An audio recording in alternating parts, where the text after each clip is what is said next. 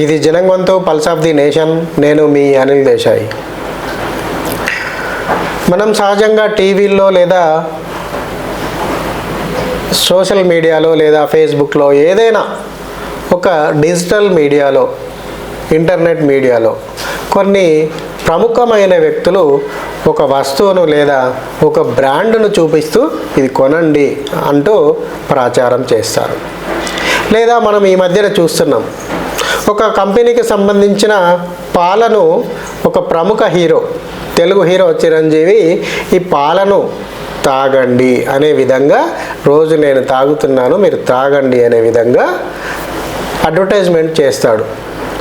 ఎందుకు అంటే ఒక ప్రముఖ వ్యక్తి చేత ఈ యొక్క బ్రాండ్ చేతిలో చూపించినప్పుడు ప్రజలు కూడా దాదాపు తనను అనుకరించే వ్యక్తులు లేదా కొంతమంది చాలామంది వ్యక్తుల వద్దకు ఈ సమాచారం చేరడం ద్వారా అక్కడ లబ్ధి జరుగుతుంది అని ఆ కంపెనీ భావిస్తుంది. అంటే ఒక ప్రముఖమైన వ్యక్తి చేతిలో ఒక చిన్న పదమైన, చిన్న వస్తువైనా అది అత్యంత ప్రజాదరణ, ప్రచారానికి నోచుకుంటుంది అనేది దీని అర్థం ఇక్కడ స్థూలంగా. ఇక్కడ మనకు అది ఏ వ్యక్తి చేతిలో ఏ రకమైన వస్తువు ఉండాలి, లేదా ఒక వ్యక్తి ఆ యొక్క ప్రచారాన్ని చేయవచ్చా చేయరాదా అనేది కూడా చాలా వరకు ఆలోచించవలసిన విషయం. లేదా ఆ వ్యక్తి యొక్క చేతిలో ఇంకొక వ్యక్తికి నష్టం కలిగించే యొక్క ప్రచారానికి సంబంధించిన నినాదమో లేదా ఏదైనా వస్తువు కనిపించినట్లయితే దాని గురించి కూడా మనం లోతుగా ఆలోచించవలసిన అవసరం ఉంది అని ఇక్కడ మనకు అర్థమవుతుంది. అలాంటిదే ఈ సంఘటన. ప్రియాంక వాద్రా నిన్ననే మొన్ననే వారు గత కొన్ని మన స్వాతంత్రం వచ్చినప్పటి నుంచి కూడా రాయబరేలీ కేంద్రం నుంచి పోటీ చేస్తూ తదనంతర కాలంలో రాయబరేలీలో కూడా మనకు స్థానం లేదనుకున్నారో ఏమో గత కొంతకాలంగా వాయనాడ్లో పోటీ చేస్తున్నారు. దాదాపు 85% ముస్లిం జనాభా కలిగిన వాయనాడ్ను వారు తమ ప్రాతినిధ్య కేంద్రంగా గత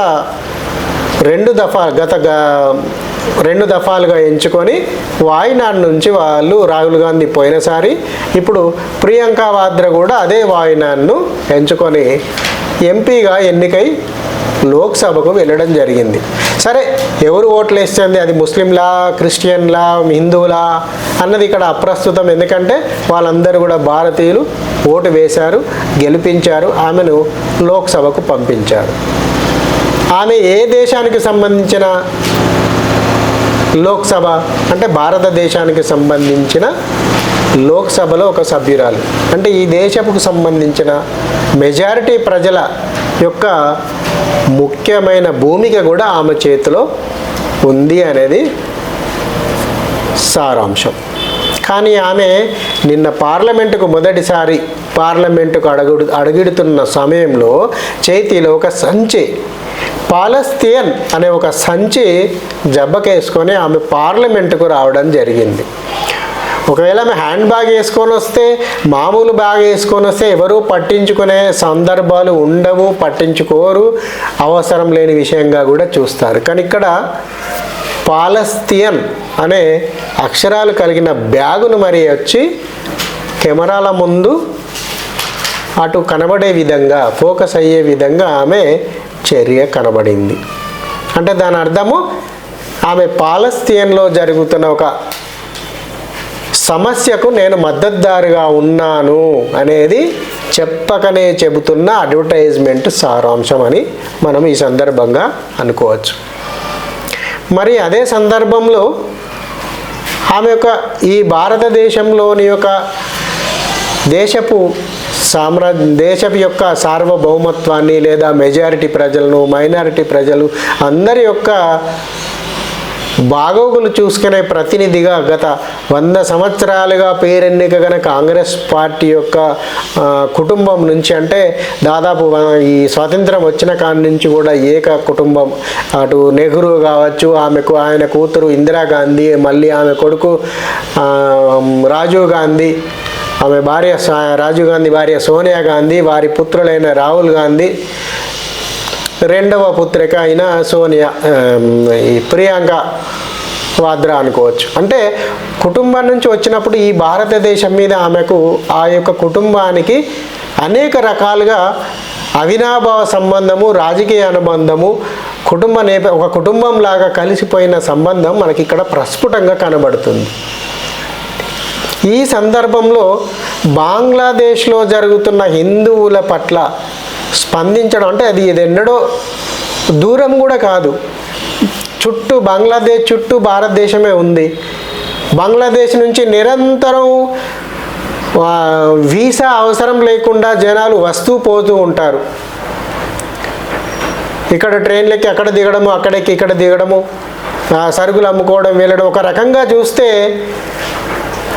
గొర్రెలను బర్రెలను మేపుకోవడానికి కూడా గీత దాటి రాగలిగేటంత అవినాభావ సంబంధం ఉన్న బంగ్లాదేశ్ భారత్ మైత్రి ఇది. ఇటువంటి సందర్భంలో బంగ్లాదేశ్లో హిందువులను అనేక రకాలుగా హింసిస్తున్నారు, చంపుతున్నారు. దాదాపు ఈ 4 నెలల కాలంలోనే 2000కు పైగా దాడులు జరిగి 36 మందికి పైగా హత్య కాబడి, కోట్లాది ఆస్తులను ధ్వంసం చేసి, గుంజుకొని, లాక్కొని అనేక రకాలుగా హింసిస్తున్నారు. కనీసము బంగ్లాదేశ్ హిందువులకు సపోర్టుగా బ్యాగు పక్కకు పెట్టండి, కనీసం హెయిర్ పిన్న పెట్టుకొని రావాలని ఎందుకు అనిపించలేదు